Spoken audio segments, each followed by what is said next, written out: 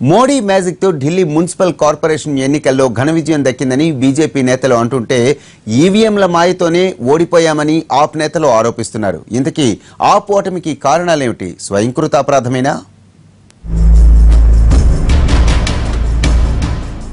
బీజేపీపై నమ్మకంతో ఢిల్లీ ప్రజలు తమకు విజయం కట్టబెట్టారని ప్రధాని ట్వీట్ చేస్తే దేశ ప్రజలంతా మోడీతోనే కలిసి నడవాలనుకుంటున్నారని కేంద్ర మంత్రి వెంకయ్య నాయుడు అన్నారు.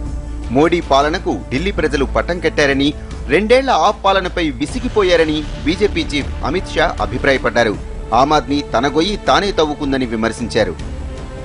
देश का मूड ऐसा है, देश मोदी जी के साथ, मोदी जी का हाथ पकड़ के उनके साथ मिलके विकास के रास्ते पर, उसी एजेंडा पर आगे चलना चाहते हैं. ये मूड ऑफ द नेशन है. इसलिए लोगों ने यहाँ तीसरी बार भी भारतीय जनता पार्टी को एक ऐतिहासिक विजय दिलाया. इसके लिए मैं दिल्ली नगरवासियों को धन्यवाद देना चाहता हूं. मैं आश्वासन देना चाहता हूं, केंद्र सरकार दिल्ली में जो स्थानीय इकाई है उनको साथ मिलकर दिल्ली का विकास के लिए पूरा प्रयास करेंगे, पूरा मदद करेंगे.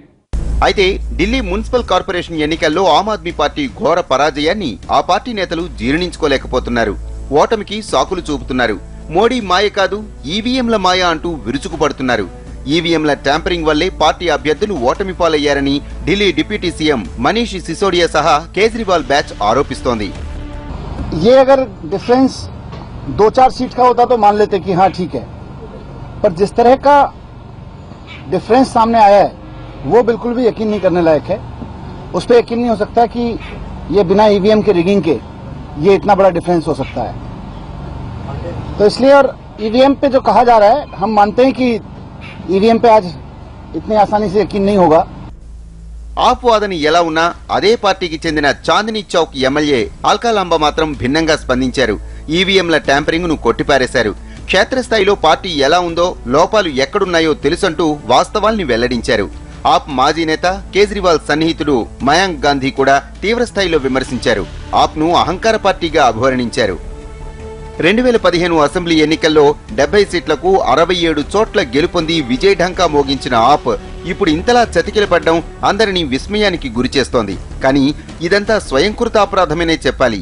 ఢిల్లీ ముఖ్యమంత్రి కేజ్రీవాల్ నిర్ణయాలు, ఒంటెద్దు పోకడలు, మోడీ పాలనపై విమర్శలు, ఇతర పార్టీలపై నిందలు, ప్రభుత్వంలో ఇటీవల పరిణామాలు ఆప్ ప్రతిష్టను మసకబార్చాయి. పార్టీలో అంతర్గత కుమ్ములాటలు, నేతలపై అవినీతి ఆరోపణలు ఇవన్నీ ఆప్ పట్ల విశ్వాసాన్ని కోల్పోయేలా చేశాయి. ఇక కాంగ్రెస్ ఓటమికి నైతిక బాధ్యత వహిస్తూ ఆ పార్టీ నేతలు రాజీనామాలు చేశారు. ఢిల్లీ కాంగ్రెస్ అధ్యక్ష పదవికి అజయ్ మకెన్ రాజీనామా చేశారు. ఢిల్లీ కాంగ్రెస్ వ్యవహారాల ఇన్ఛార్జ్ పదవికి పీసీ చాకో రాజీనామా చేస్తూ సోనియా గాంధీకి లేఖ పంపారు.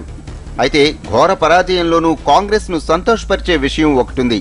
బీజేపీ తరపున నిలబడ్డ 5గురు ముస్లిం అభ్యర్థులు ఓటమి పాలవడంతో ఆ పార్టీకి ఎంసీడీలో ప్రాతినిధ్యం లేకుండా పోయింది.